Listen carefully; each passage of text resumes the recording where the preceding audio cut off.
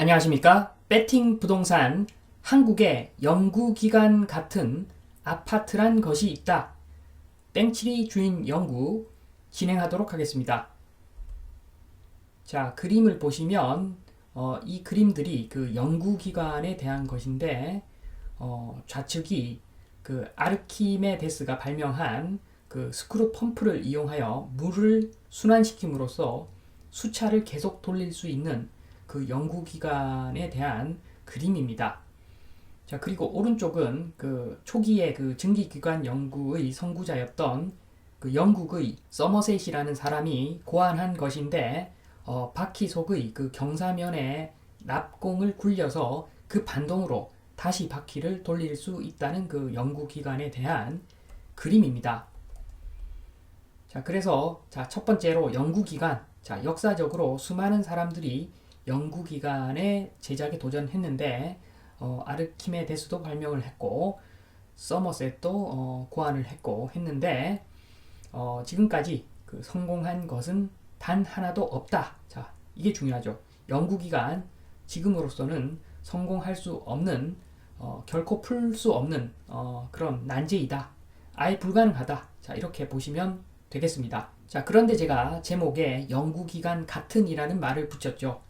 자, 그 이야기는 연구기관 같은 아파트. 자, 그런 것은 없다. 자, 그런 전제로 이야기를 한 것인데, 자, 본론으로 넘어가서 2번 연구기관 같은 한국 아파트.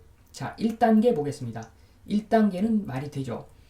자, 첫 번째로 100억짜리 땅을 대지로 전환을 합니다. 자, 그리고 용적률 100%짜리 아파트를 지어서 팝니다. 자, 분양을 하죠. 자, 그래서 그 매도 금액 합계, 자, 분양 금액 합계가 1000억이 됩니다. 1000억. 그리고 몇 년 뒤에 이 동네가 좋아지면서 아파트 시세가 합계 2000억이 됩니다. 자, 100억이 2000억이 된 것이겠죠.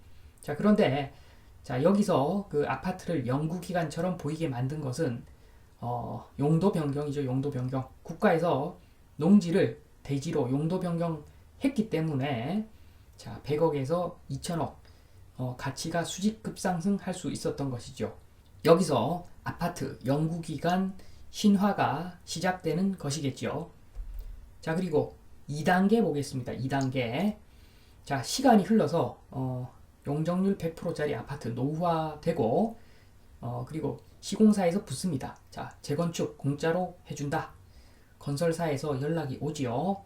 자, 그래서 진행을 해서 완공이 됐는데, 자, 대신에 용적률 100%에서 250%짜리로 바뀐 거죠. 아파트가. 물론 새 아파트입니다. 그러나 용적률이 올라가 버린 상태죠.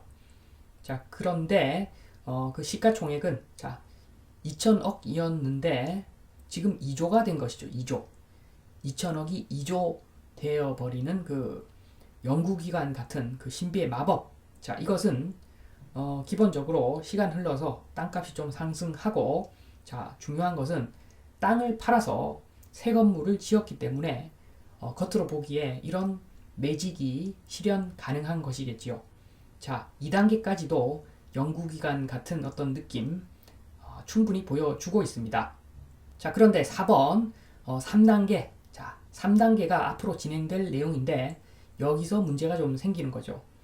자, 시간이 흘러서 또 재건축할 시기가 왔는데, 자, 주민들은 생각합니다. 자, 100억이 2천억 됐고 2천억이 2조가 됐고, 그러면 2조가 아무리 못 돼도 10조는 되겠네. 자, 기대에 들떠 있습니다. 주민들.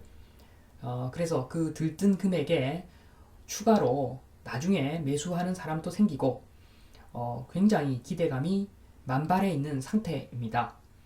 자, 그런데 결론부터 말씀드리면 이제는 그 연구기관이 아니라 땡칠이 주인 연구의 시간, 그 연구기관이죠. 연구기관이 아니라 연구기관이 되는 순간입니다.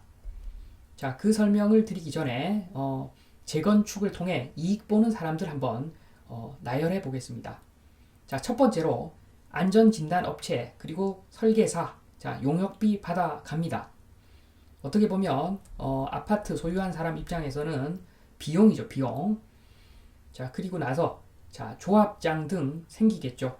그러면 이 사람들 최소한 급여하고 운영비가 또 빠져나가겠죠. 또 추가로 더 빠져나가겠지만, 자, 비공식적인 거 빼고 공식적으로 급여하고 운영비는 또 빠져나갑니다. 자, 그리고 3번 철거업체 공사비 플러스 용역비. 자, 철거도 해야 되는데 또 그 세입자들 이사도 시켜야 되는 거죠.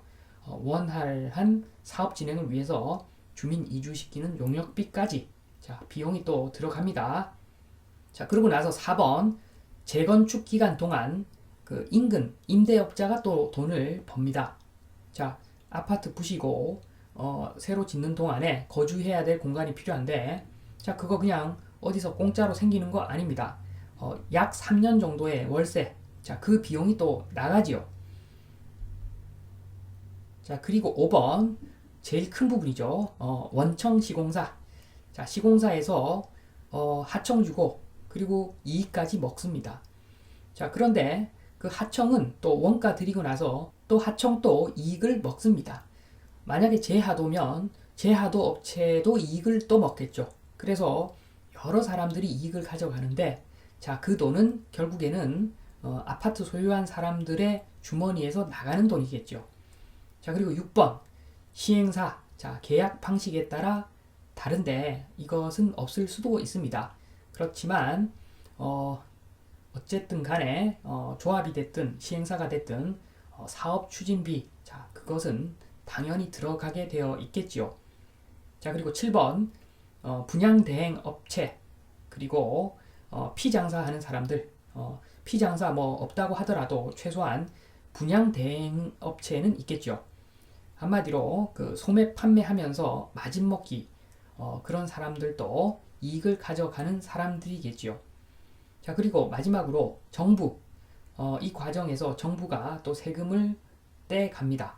자, 그래서 재건축을 통해 이익 보는 사람들, 자, 이렇게 많습니다. 그 이야기는 아파트 주인들이 부담해야 될 돈이 이렇게나 많습니다. 자, 물론 이것은 사업이 제대로 진행됐을 때 들어가는 돈이고, 사업이 한번 삐걱할 때마다 또 돈이 엄청나게 또 깨지게 되어 있는 것이겠지요. 자, 이까지 보시면 아시겠지만 5번, 자, 이 많은 관계자들 먹여 살리면서 2조가 20조 되기를 기대한다면 그것은 영구죠. 자, 영구는 그렇게 생각할 겁니다. 영구는 저 아파트 영구기간이다 이렇게 생각하겠지요. 자, 그리고 6번 이런 사람도 있을 겁니다. 자, 건축비, 그래 좋다, 건축비 올라가는 거 인정한다. 그런데 만약에 한 채당 30억 건축비 들어가면은 그만큼 그 자산 가치 상승하는 것이니까 뭐 어떠냐, 건축비 올라가도 아무 상관없다. 자, 이렇게 말한다면 그 사람은 영구보다 더하죠. 땡칠이죠, 땡칠이. 땡칠이는 아마 그렇게 생각할 겁니다. 자, 방금 한 이야기의 의미가 뭐냐 하면 아파트 수명이라는 것이 있기 때문에 30억 들여서 짓는다. 그 이야기는 감가상각이 1년에 1억 되는 겁니다. 자, 1년에 1억 임대 수익으로 도저히 올릴 수가 없죠. 웬만한 아파트들은 1년에 1억 수익을 얻을 수가 없는데 30억 들여서 한 채를 짓는다. 야, 이건 무조건 적자죠, 적자.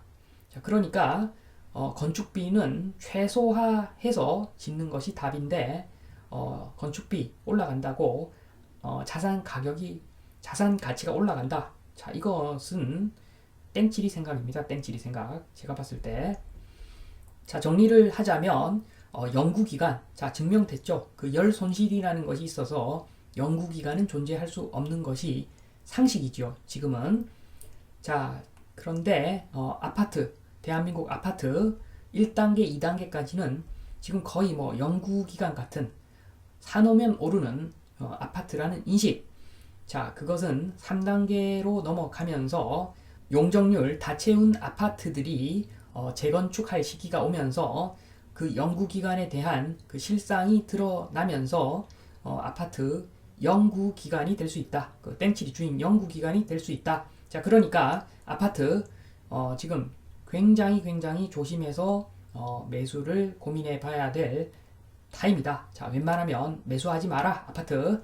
자, 이런 말씀을 다시 한번 드리면서 이만 마치겠습니다. 감사합니다.